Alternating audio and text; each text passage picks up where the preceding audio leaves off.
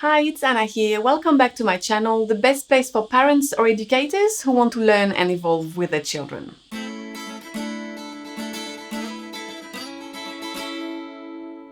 Today I will be discussing Your 2-Year-Old, Terrible or Tender by Louise Bates Ames. Just like these two books that I've already summarized, this book is part of a whole book series that were written as part of a large study conducted by the Giselle Institute of Human Development, where they observed thousands of children between birth and 16 years old over 100 years.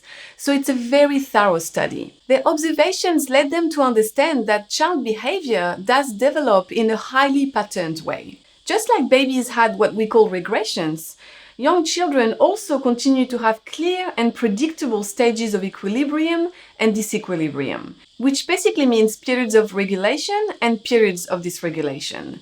For babies, they were just more frequent, almost every month, so that's why we noticed them more. But for toddlers, it's about once a year, which really explains why parenting can be felt like such a roller coaster sometimes. It's very important to understand here that the author still acknowledges that each child is unique, with unique personality traits. This is simply a representation of the average child of this age, a huge generalization. So please take this information with a grain of salt. These ages are also only provided as a guide, so a child could be as much as a year behind or ahead any supposed average and still be within normal limits. The goal when writing these books was to simply normalize periods of dysregulation in childhood, so that parents can understand that these are just a phase and won't last forever. So next time that you catch yourself thinking, "We were doing so well, what happened? She fights me on everything now." Just stop taking it personally and know that it is completely normal. You are doing nothing wrong. What happened is simply development. First, we will discuss specific characteristics of the 2-year-old. Then we will discuss their social development, then their accomplishments and abilities, and then we will end this video with specific advice to make this age enjoyable. So let's start with specific characteristics of the 2-year-old. I'm sure you are familiar with the phrase "the terrible twos" to describe 2-year-olds. The authors actually don't think that this phrase is very accurate, because what they have observed is that in general, 2-year-olds are actually very gentle and in a state of equilibrium.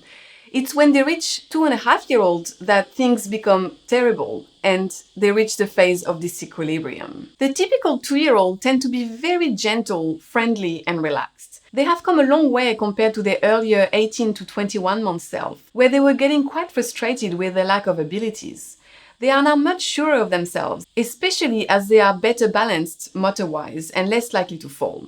They can also communicate so much better to express their needs, so they tend to be less frustrated and much calmer emotionally, and pretty much happy most of the time.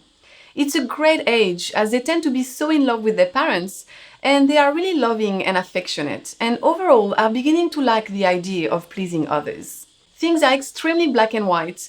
They do exactly what they think as they think it. If you are ever wondering what your 2-year-old is thinking about, all you have to do is observe what they are doing in this particular moment. They are basically little scientists who experiment everything as they have this urge to develop a sense of self, a sense of identity.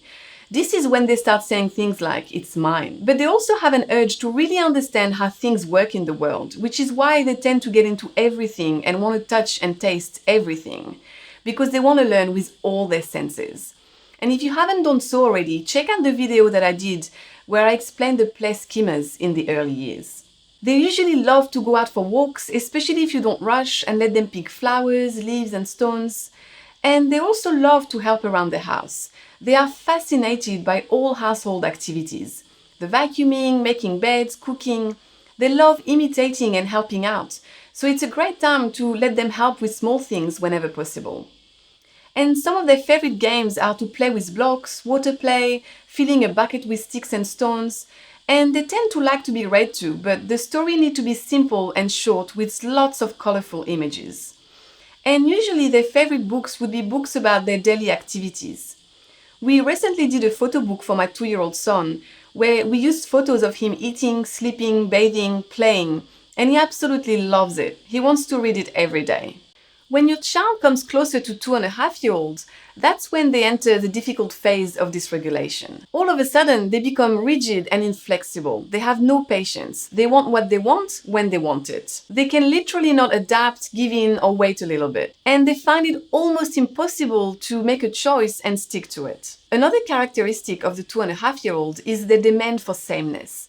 They want everything to always be the same. And it's not just the order in which things have to happen or the way they are done that must be the same. They want everything in the house to be exactly in their spot and where they belong. So this will be especially noticeable by his rigidity around routines, where everything must happen exactly in the right order or everything breaks loose. They may start saying, "Me do it myself," when they can't actually do something, or "You do it" when they can, just to be argumentative. That's when a lot of children start having temper tantrums. Temper tantrums around clothes is actually highly usual at that age. That's also when bedtime can become a real problem, and the trick here is to stay firm and stand your ground.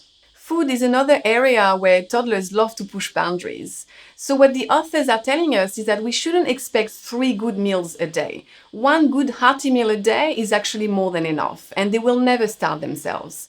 So the less pressure we put on food, the easier it will go for everyone. And the reason for this is that the world is still a big and scary place for them. So their bossy and demanding behavior is really just a reflection of their insecurity. And you can start viewing their need for rigidity around routines as more of a protection mechanism.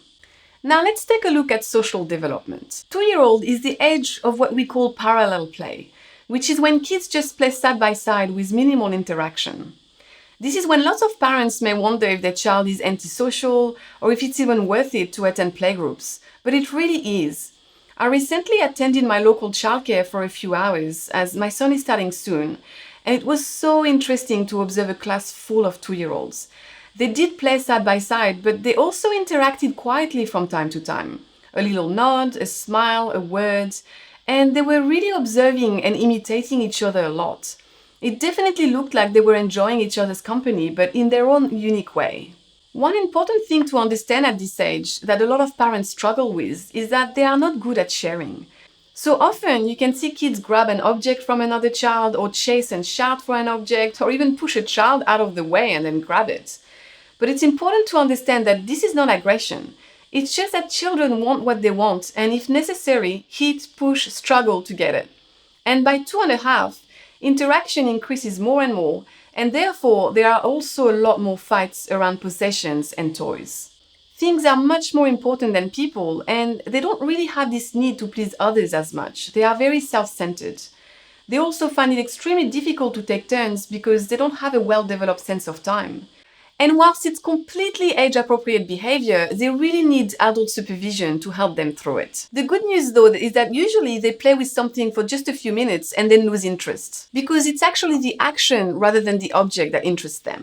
Now let's move on to accomplishments and abilities. It's important to note that all children follow their own timetable. So some will be early talkers with a rich vocabulary, some won't talk before 3-year-olds, some will love books, some couldn't care less. So the best thing you can be doing is to avoid comparing your child with other children. And also know that you do not need to do anything in particular to help them with their cognitive development. Just trust the process. Everything will unfold at the right time. Let's look at motor behavior first. The average 2-year-old have much better control over their body than they did just earlier. They are much surer of themselves. Their abilities have increased to the point that they can run without falling, walk up and down the stairs alone, walk on tiptoe, march in time to music, or jump off a low step. There is still no clear-handedness yet. They can typically use both hands interchangeably. And fine motor behavior is becoming increasingly skillful. Children can now put simple puzzles together, they love to work with pen brushes and crayons, and they can also turn the pages of the book by themselves. They are also showing increasing visual interest in objects that are far away, and they are becoming really good observers. I know that my 2-year-old son loves to point out at the moon or at planes that he sees in the sky. And their advancing use of eyes and hands together means that they can now play with a wider range of toys, like blocks for building, jars with screw tops, simple wooden puzzles, and interlocking toys. My 2-year-old absolutely loves to play with magnetic tiles. In terms of language, there is a big increase in vocabulary around this age. Many can talk in sentences of 3 words or even more. And they love to practice their developing vocabulary by making commentary about everything or pointing at objects and saying their name. And you will notice that when they learn a new word, they will practice it and want to say it over and over again until it is assimilated in their brain. They tend to refer to themselves by their name. It's not going to be for another 6 to 12 months that they will be able to say I rather than their name. The word no is a word that comes in at 2-year-old and that they love to use. It's actually often referred as the age of no. So it's a good tactic to avoid asking questions that can actually be answered by no. And an important word that comes around 2.5-year-old is the word yes. Like I mentioned before, you don't really need to do anything to help them with their development, but if you wanted to, when you are reading books to your child, you could ask questions like, what is this girl doing?